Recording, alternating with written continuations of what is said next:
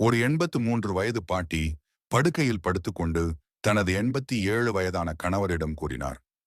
இங்க பாருங்க, நான் ஜன்னலுக்கு வெளியே பார்த்தேன். கேரேஜ் லைட் அணைக்கவில்லைன்னு நினைக்கிறேன்.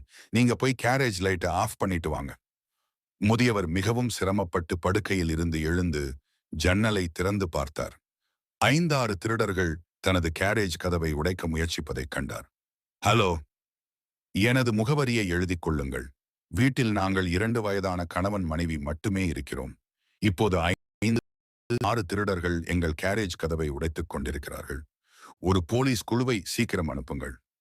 மறுபக்கத்திலிருந்து காவல் அதிகாரியின் குரல் வந்தது. உங்கள் முகவரியை குறித்துக் கொண்டோம். எங்களிடம் தற்போது காவலர்கள் யாரும் இல்லை. நாங்கள் ஒரு போலீஸ் டீமுடன் தொடர்பு கொண்டவுடன் அவர்களை உங்கள் வீட்டுக்கு அனுப்புகிறோம். இதைக் கேட்டு பெரியவர் ஏமாற்றமடைந்தார். ஆனால் மறுபுறம் கேரேஜின் பூட்டை உடைக்கும் பணியில் திருடர்கள் தொடர்ந்து ஈடுபட்டு வந்தனர். 2 நிமிடங்களுக்குப் பிறகு பெரியவர் மீண்டும் காவல் நிலையத்தை அழைத்தார். ஐயா, இப்போது யாரையும் அனுப்ப வேண்டியதில்லை. 5 திருடர்களையும் சுட்டுவிட்டேன் என்று நிதானமாக கூறினார். போலீஸ் ஸ்டேஷனில் ஒரே பரபரப்பு. 5 நிமிடங்களில் ஒரு ஹெலிகாப்டர், ஒரு துணை மருத்துவர், 3 டாக்டர்கள் மற்றும் 2 ஆம்புலன்ஸ்களுடன் முதியவரின் வீட்டை அடைந்தது. 5 திருடர்களும் கைது செய்யப்பட்டனர். நாங்கள் அவர்களை உயிருடன் பிடித்துள்ளோமே. முதியவர் பதிலளித்தார். நீங்கள் கூடத்தான் சொன்னீர்கள் போலீஸ் டீம் எதுவும் இல்லை என்று.